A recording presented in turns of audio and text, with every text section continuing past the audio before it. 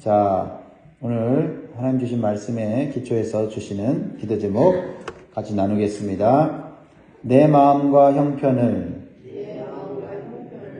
아시는 주님을 바라보게 하시고 기도에 응답하시는 은혜의 보좌 앞에 담대히 나아가게 하소서. 아멘. 이 세상에서 어느 누구도 내 형편을 정확히 아는 사람이 없습니다. 내 사랑하는 가족도 사실 내 형편을 100% 알지 못하죠. 그래서 때로는 가족에게 말 못할 그런 상황이 생기는 거 아닙니까?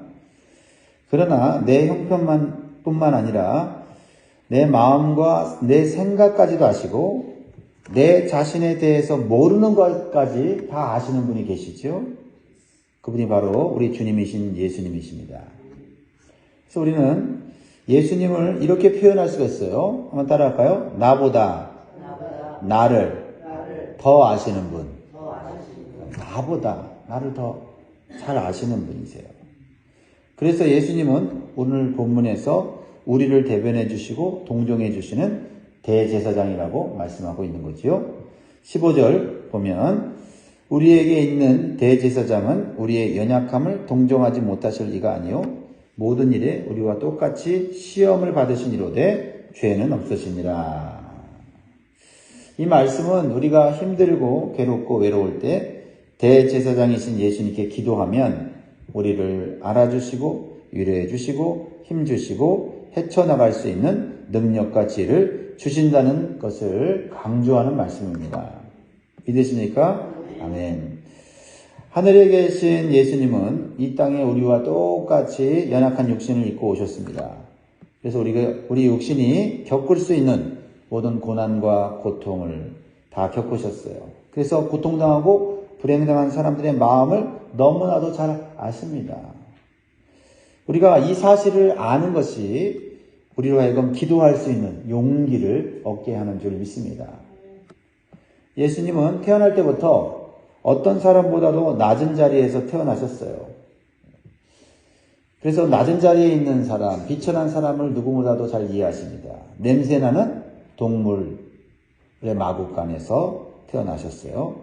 누가 자기 자식을 마구간에 태어나게 하겠습니까? 그럴 만한 상황이었고 형편이었어요. 가난한 목수의 집에서 태어나셔서 가난이 뭔지를 잘 아십니다. 예수님은 공생애를 시작하면서 마귀의 시험을 받으셨어요. 그래서 인간이 받는 유혹, 죄의 유혹이 시험이 뭔지를 너무나도 또 잘 알고 계셔요. 그리고 예수님은 홀로 계셨습니다. 그래서 외로움과 고독이 뭔지를 너무나 잘 아시는 분이세요. 이렇게 말씀하셨어요. 누가복음 9장 58절에 예수께서 이르시되 여우도 굴이 있고 공중의 새도 집이 있으되 인자는 머리 둘 곳이 없도다 하셨어요. 육신적으로는 이렇게 정말 외롭게 또 가난하게 고독하게 지내셨다는 거죠. 우리는 나이가 들면서 환경적으로 또 정서적으로 홀로 있게 되는 상황에 처하게 되죠. 그래서 외로움과 고독을 느낍니다. 그러면 우울증에 빠지기도 하고 삶의 의미를 잃어버리기도 하고 무기력해지기도 하죠. 그러나 예수님은 인간적으로 홀로 계셨지만은 결코 정서적으로 정신적으로 무너지지 않으셨다는 거죠. 왜냐하면 하나님과 영적으로 교제하는 법을 알았기 때문이에요. 그래서 때로는 의도적으로 사람들을 떠나서 홀로 밤새 산에 계셨어요. 그리고 매일 새벽 미명에 일어나서 하나님 앞에 나아가셨습니다. 홀로 계셨지만 하나님으로부터 힘과 지혜를 얻었어요. 그래서 하나님께서 주신 사명을 능력 있게 감당하셨고 매일매일 바쁘게 즐겁게 사셨어요. 식사할 겨를이 없이 사셨다고 말씀하셨죠. 그러나 하나님께서 주실 영원한 상급을 영광을 바라보면서 기쁘게 사명을 감당했다고 말씀했어요. 이러한 예수님의 모습은 우리에게 매일의 기도로서 우리의 마음을 다스리는 지혜와 힘을 얻을 수 있음을 가르쳐 주신 것입니다. 특히 예수님은 누구보다도 많은 억울한 비난과 조롱을 당하셨어요. 왜요? 예수님이 진리를 선포하니까. 진리는 빛이거든요. 빛이 비치면 어둠이 드러나요. 그러니까 외식하는 권세자들이 예수님의 진리 앞에 거짓이 드러날까봐 두려워서 예수님을 모함하고 결국 예수님을 죽이려고 한 것입니다. 그래서 예수님을 십자가에 못 박은 거예요. 여기에는 또 하나님의 놀라우신 섭리가 계획이 담겨져 있죠. 예수님은 육신을 가졌기 때문에 십자가를 앞에 두고 괴로워하셨고 고민하셨어요. 그래서 이렇게까지 표현하십니다. 마태복음 26장 38절에 보면 이에 말씀하시되 내 마음이 매우 고민하게 죽게 되었으니 너희는 여기 머물러 나와 함께 깨어 있으라 하고 내 마음이 예수님의 마음이 매우 고민해 죽게 되었다. 상상이 되지 않지 않습니까? 예수님의 마음이 고민하고 죽게 되었다. 이것은 우리의 인간의 마음을 그대로 가지고 계셨다는 거예요. 그러나 그의 생각은 건강하신 것을 보게 돼요.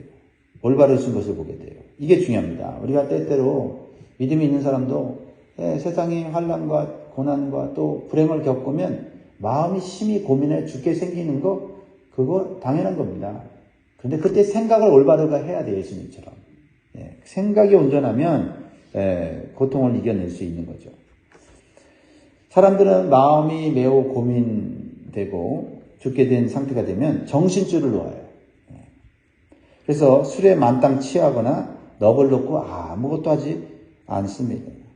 아니면 무모하고 극단적인 선택을 하기도 하죠. 그러나 고통의 상황 가운데 예수님은 뭐라고 말씀하십니까? 제자들에게 여기 머물러 나와 함께 깨어 있으라. 무슨 말입니까? 다른 거 선택하지 말고 기도하자. 함께 기도하자. 그리고 기도를 부탁한다.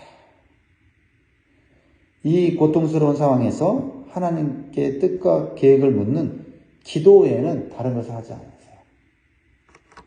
그랬을 때 예수님은 3번의 간절한 기도 후에 예수님은 담대하게 그리고 자발적으로 하나님이 주신 십자가의 사명을 감당해요. 그래서 가장 좋은 결과를 얻게 됩니다. 모든 인간의 죄를 대신해서 죄값을 치르시고 구원의 길을 열어놓으셨죠. 그래서 예수님은 인간 대제사장이 할 수 없는 십자가 위에서 영원한 제사와 대속의 죽음을 통해서 하나님과 죄인된 인간을 화목하게 하는 생명의 길을 열어놓으신 것입니다. 그래서 예수님을 하늘에 계신 큰 대제사장이라고 부르게 되고 영광을 받게 되신 거예요. 14절 같이 읽습니다. 시작. 그러므로 우리에게 큰 대제사장이 계시니 승천하신 이 곧 하나님의 아들 예수시라. 우리가 믿는 도리를 굳게 잡을지어다. 그러므로 우리는 죄를 지었을 때나 우리가 고민해 죽게 되었을 때 세상적인 방법을 선택하지 말고 믿음으로 큰 대제사장이신 예수님을 바라봐야 돼요. 예수님도 마음이 심히 고민해 죽게 생겼을 때 예수님은 올바른 선택을 했어요. 하나님 앞에 엎드리고 하나님의 뜻을 묻는 기도를 통해서 담대함을 얻었어요. 그랬을 때 예수님은 현재의 고통을 바라본 게 아니라 이 고통이 지나가면 올 엄청난 기쁨을 바라보았고 즐거움을 바라보았어요. 자기 자신이 높아지고 자기 자신이 영광을 받으실 것만 생각이 아니라 나의 희생과 헌신으로 말미암아 수많은 영혼들이 구원받을 것을 그 결과를 보니 예수님 기쁘신 거예요. 그러니까 기쁨으로 십자가를 지신 것입니다. 그래서 히브리서 12장 2절에 나와 있는데 믿음의 주여 또 온전하게 하시는 이인 예수를 바라보자. 그는 그 앞에 있는 기쁨을 위하여 십자가를 참으사 부끄러움을 개의치 아니하시더니 하나님 보좌 우편에 앉으셨느니라. 여러분, 우리는 고통이 없어지는 것이 행복이라고 생각해요. 그러나 때때로 고통을 참는 것이 행복할 때가 있어요. 고통이 사라지지 않는다면 고통을 참을 수 있는 방법은 그 고통 후에 주실 하나님의 기쁨을 바라보는 거예요. 예수님은 고통 중에 십자가를 참으시면서 부끄러움을 개의치 않았었던 이유는 그 앞에 있는 하나님이 주실 기쁨을 바라보았다는 거죠. 이게 건강한 생각이에요. 이게 영적인 생각이다 이 말이죠. 우리는 예수님께서 큰 고통 중에 하나님 앞에 나아가서 은혜와 능력을 받았듯이 우리도 예수님처럼 하나님 앞에 나아가서 기도함으로 은혜 받을 수 있다는 믿음을 가져야 돼요. 그리고 그 믿음에 결단이 있어야 될 것입니다. 16절 말씀이죠. 중요한 말씀입니다. 시작. 그러므로 우리는 긍휼하심을 받고 때를 따라 돕는 은혜를 얻기 위하여 은혜의 보좌 앞에 담대히 나아갈 것이니라. 우리가 고민하여 죽게 생겼을 때, 외롭고 고독하고 너무나도 인생이 무기력해질 때 돕는 은혜를 받는 곳이 있다라고 말씀하고 있어요. 이게 얼마나 중요한 지식이며 깨달음입니까? 하나님의 보좌 앞에는 긍휼과 은혜가 언제나 준비되어 있다고 주님이 말씀하세요. 예수님이 그것을 경험한 것이죠. 여러분들은 지금 은혜의 보좌로 담대히 나아가고 있습니까? 그렇지 않다면 우리가 은혜의 보좌 앞에 나아가는데 방해되는 장애물은 뭐예요? 사실 장애물은 제일 큰 장애물은 나 자신입니다. 나 자신의 편견, 선입견, 고집, 고정관념, 그리고 불신앙적인 자세, 의심 이런 것들이 더 깊은 은혜의 자리로 나아가지 못하게 하는 것입니다. 정말 내 기도에 응답하실까? 내가 정말 은혜를 받을 수 있을까? 이 상황에서 정말 내가 일어설 수 있을까? 이런 생각이 바로 마귀가 주는 시험이고 마귀가 여러분의 생각을 사로잡고 있는 것이에요. 하나님의 은혜 보좌 앞에는 언제나 하나님의 긍휼하심과 그 문제를 해결할 수 있는 지혜를 이미 준비하고 계시다는 것을 믿는 생각, 그 생각이 중요하다는 거죠. 은혜 보좌 앞에 나아가는데 장애물은 뭐예요? 게으름이죠. 사실 대부분이 게으름이에요. 선생님, 제가 하나님께 이르기 위해서 어떻게 기도해야 됩니까? 어떤 제자가 물었어요. 그래서 그 선생님이 대답 대신에 이렇게 얘기했어요. 태양을 떠오르게 하기 위해 자네가 할 수 있는 일이 무엇이 있겠는가? 반문했어요. 태양을 떠오르기 위해서 인간이 할 수 있는 건 없어요. 자, 이 말의 뜻은 인간의 노력으로는 하나님 앞에 나아갈 수 없다는 뜻이죠. 그러자 제자는 불만 섞인 목소리로 선생님이 이렇게 얘기했어요. 그러면 오늘 밤 밤새워 기도할 필요가 없겠군요. 기도해도 소용이 없겠군요. 이렇게 받아들였어요. 그러자 스승이 이렇게 대답했습니다. 그것은 태양이 떠오를 때 자네로 하여금 깨어있게 하기 위한 것이라네.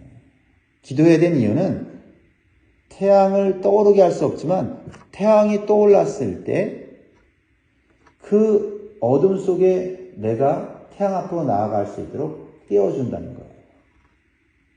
그래서 어둠 속에 깨어나서 그 태양빛을 받을 수 있게 해주는 것이 바로 기도다라는 겁니다.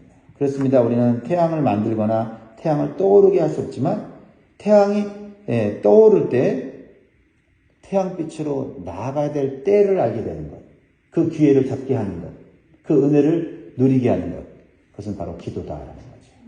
기도할 필요가 있다 없다? 있다. 그렇습니다. 하나님의 은혜의 보좌 앞에서 이미 은혜와 기도 응답의 축복을 준비하고 계십니다. 그런데 우리는 아무 노력 없이 그 은혜와 축복이 눈앞에 바로 떨어져 있기를 원하는 경우가 많아요. 우리가 하나님의 은혜와 축복을 만들 수가 없어요. 그러나 그 은혜와 축복을 받기 위해서 깨어서 기도할 수는 있다라는 겁니다. 하나님의 은혜가 이미 있는데 무엇 때문에 기도하느냐, 힘들게 기도할 필요가 있느냐, 다 하나님이 알고 계신데, 이러한 생각은 대제사장 예수님께서 우리를 위해 죽기까지 이루신 공로를 허무는 거예요. 그리고 예수님께서 그렇게 땀방울이 핏방울이 될 정도로 기도하신 그것이 아무것도 아니라고 말하는 것이죠. 예수님도 기도했다면 우리는 얼마나 기도해야 되겠는가 생각을 하게 됩니다. 그러므로 감나무 아래 누워서 감이 떨어지기를 바라는 게으르고 불성실한 모습으로는 하나님의 은혜를 받아 누릴 수가 없습니다. 마음으로만 아니라 우리의 육신을 일으켜서 은혜의 보좌 앞에 나아가는 그것을 하나님은 귀하게 여기시고 믿음으로 여기시는 줄 믿습니다. 무엇보다도 모든 어려운 상황과 핑계거리를 극복하고 은혜의 보좌 앞에 담대히 나가 기도하면 말씀의 지혜와 힘을 주시고 무엇보다도 우리 자신을 고쳐주세요. 가장 큰 축복은 내가 고쳐지는 거예요. 내가 변화되는 거예요. 그렇죠? 기도를 통해서 내가 새로워지는 게 중요해요. 그러면 내 시각이 바뀌면 환경을 바라보는 시각이 바뀌고 사람을 보는 시각이 바뀌고 상황을 바라보는 시각이 바뀌잖아요. 그러면 우리는 감사할 수 있고 기뻐할 수 있는 거 아닙니까? 문제 한두 개 해결돼서 그거 좋다 그거보다는 내 자신이 변화되고 내 자신이 감사하는 사람이 되어버리면 어떤 상황 가운데서도 감사하는 사람이 되면 우리는 이 세상 넉넉히 살아가는 거죠. 우리는 그래서 기도를 통해서 말씀을 받아야 돼요. 그 말씀이 우리를 새롭게 하고 우리의 영적인 질병을 치유하고 또 썩어진 것을 수술함으로 온전히 되는 줄 믿습니다. 이게 12절 말씀이잖아요. 12절 다 같이 읽습니다. 시작. 하나님의 말씀은 살아있고 활력이 있어 좌우의 날선 어떤 검보다도 예리하여 혼과 영과 및 관절과 골수를 찔러 쪼개기까지 하며 또 마음의 생각과 뜻을 판단하느니. 여러분, 기록된 하나님의 말씀 누구나 돈 주고 살 수 있어요. 그러나 그 말씀이 내게 살아있고 능력이 있는 말씀이 되려면 그 말씀을 읽고 기도해야 돼요.